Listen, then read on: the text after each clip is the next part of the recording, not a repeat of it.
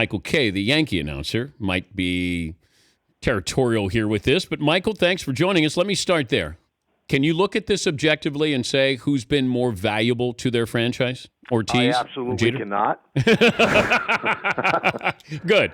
Okay. No, I thought about it this way, because I've been watching the show, and I think that they both have been equally important on the field. But if you really want a tiebreaker on it, the Red Sox desperately needed a world championship. They had not won one since 1918. So the Yankees had 22 championships before Derek's first. So he had 5 and Ortiz had 3, but the 3 that the Red Sox had were so much more needed than the 5 that the Yankees got that Ortiz played a big role in them. So if you need a tiebreaker, I guess Ortiz was more valuable in that sense because the Red Sox were so desperate to break that curse. I mentioned that Jeter during the regular season and playing shortstop, being in the field, everything that he did, the intangibles, I was trying to think of somebody more dangerous at the plate in the postseason the last 15 years than David Ortiz. Do you have somebody?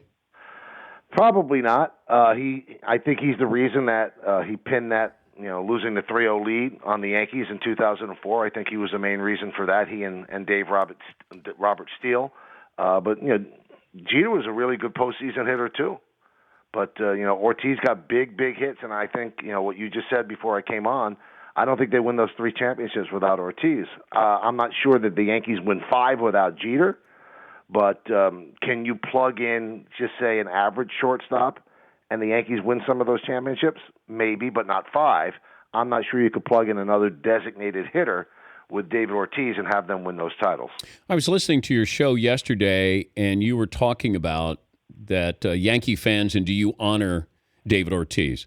What would be the right way for you, if you're looking at this as a Yankee fan, to honor the enemy in David Ortiz? In the words of Ted Cruz, you have to vote your conscience. I'm not sure what their conscience is. I mean, this guy has tormented them. But in New York, I don't think we're as tough of fans as we've been made out to be, because Knicks fans gave Michael Jordan a standing ovation, and he personally kept them from winning championships over those years. I think they'll probably cheer him in the first inning on Thursday, and then they'll boo him after that. I'm kind of shocked that the Yankees are having a ceremony for him. I don't know, Dan. Maybe you do, when this whole retirement tour started with everybody. I look at Jeter and I look at Rivera and Ripken and Kobe, and those are iconic players. And then, although David Ortiz is a superstar, I don't know if I'd make him iconic, but it seems like everybody is doing these retirement tours. So if the Yankees didn't do it, they'd look bad. So that's number one. So the Yankees will give him a ceremony on Thursday. I think the Yankee fans will. It'll be like it was yesterday. It'll be a smattering of cheers and boos, but I think that the respect will probably win out. Yeah, you're also looking at this, and I think, you know what, I'll celebrate you. You did beat us, and we're bigger than everybody else. We're the Yankees. We can acknowledge greatness because we know greatness. And plus, you're getting rid of Big Papi. That would be reason enough to celebrate and applaud, to say, yes, thank you. Now, please leave us alone. You know what? I hear what you're saying, and that's probably going to be the way it goes, but I'm so difficult and bad a guy to ask this because, you've known me for a long time. I am a low-road guy. I take the low road because I think the high road is the road more traveled. I'd rather take the low road, but I'm not the guy that's going to be sitting in the stands. But young Michael Kay, as a Yankee fan, as a 15, 16-year-old, I probably would not give him a standing ovation. At most, because my parents raised me the right way, I probably wouldn't make a sound. He's Michael Kay, the Yankee broadcaster, joining us, Dan Patrick Show. Recap what happened yesterday during the engagement, and how much of a heads up were you given that this was going to happen? No, there was zero heads up. Between innings, I'm staring up at the scoreboard absentmindedly, and I see that, oh, look, there's another guy asking a woman to marry him on the scoreboard. And then I saw this look of abject horror on the kid's face, and you could see he'd lost the ring. So then I alerted our truck, and they found exactly where it was, and then we just started following it between pitches. So we didn't have any kind of tip-off at all. And all I could think of is when I got engaged at night on the beach.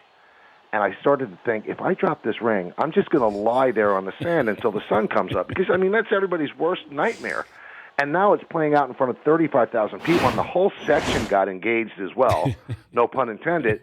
And then they finally found it in the cuff of her jeans. And the kid, was interviewed by Meredith Morakovitz on Yes, and he said, I started crying. I mean, that's pretty emotional stuff. I mean, getting engaged is emotional in itself, and then you lose the ring. Pretty amazing. What's the oddest thing you've ever called, play-by-play wise? Oh, boy, I don't know. That's a tough question.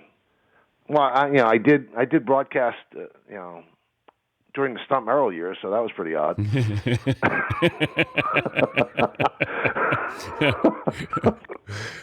Well, I'm sure you've seen a lot of things in the stands at Yankee Stadium. Some things that you can do play-by-play on, and some that you probably can't. And as you know, we see things that don't go out over the air, yeah. And those are very odd. But I think that's decreased more as the stadium gets more filled. But back in the early 90s when it was empty, I mean, there's things going on in the upper deck in some stadiums that you just can't show.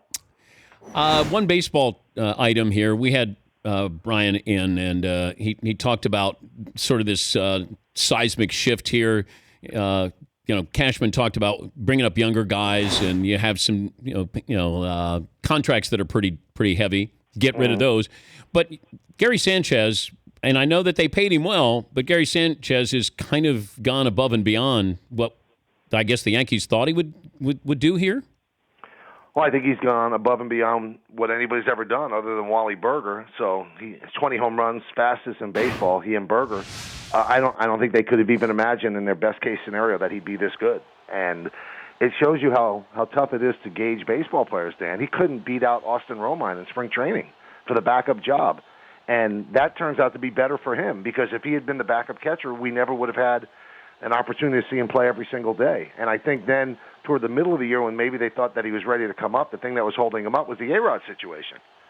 Because you have to have, Brian McCann deserved to play somewhere as well, and the Yankees had a tiptoe around the A-Rod stuff. So once A-Rod was released, then that freed them up to bring up Gary Sanchez. He's been unbelievable, and they've got all these prospects in the top system, and the bottom line is if you could get 1 out of 10 prospects to make it as big as Gary Sanchez, you've hit a home run. So this is a guy they could build around. That's how good he's been. But if you look at this team now, are we looking back to sort of the embryonic stages of the 90s when you built that farm system? Because it was a quick fix with a lot of these guys that you brought in who were over 30 years of age, and you're paying them a lot of money. Are the Yankees going back to what made them successful in the 90s? Well, I think that's the game plan. I don't know if they'll have a shift in it if things don't work out, but I still think, they've got guys in the system they think are going to be very good. And, Frazier, one of the kids that came over in a trade, is supposed to be very well. Justice Sheffield, a pitcher. So they think they've got the talent down there. But I think that what's going to happen, Dan, is that after next year, when you lose the A-Rod contract, the final part of the A-Rod contract, and then you lose the CC Sabathia stuff. Well, that's obviously when they're going to start spending money as well. And the 2018 free agent class is the big free agent class. So I think that what they'll see exactly next year what they have with the kids. And if the kids could win on their own, well, that's even better for the organization. Then you've got another core 4 or core 5. But if they need supplementing, that's when the payroll is going to have a lot of loosening after that. No A-Rod contract and no CC contract. That frees up $50 million right there, and then they could dive in again. You think A-Rod's number will be retired? My gut feeling is no, but I wouldn't swear to it. There's certainly been a flaw in the relationship with the organization. He's going to work for them next year. He's done everything right. He's reinvented himself for the third time, and this time it seems like it stuck. And I think there's a good relationship between he and Hal Steinbrenner. And Hal Steinbrenner's the guy who's got to make that decision, first and foremost. Again, my guess would be no, but if you asked me 2 years ago, Dan, would they ever honor him and give him a ceremony, I would say no, there's absolutely no way. So things change, because this is a guy who was ready to sue baseball and sue the Yankee doctor, and, they had a thunder-infused, ceremony in his last game there. So who can figure out anything? Final question. Which bothers Yankee fans more, when the Red Sox play well or the Mets play well? I think probably the Red Sox, just from historical perspective. But doing a radio show in New York, Met fans really do jump Yankee fans when the Mets are playing well. So it probably is in their face more. But I believe that the Red Sox winning probably bothers them more. Thank you, Michael. We appreciate it. You got it. Anytime, Dan. Hope you're well. Thank you, Mike. Michael Kay, the Yankee broadcaster. The Dan Patrick Show, weekday mornings on Audience.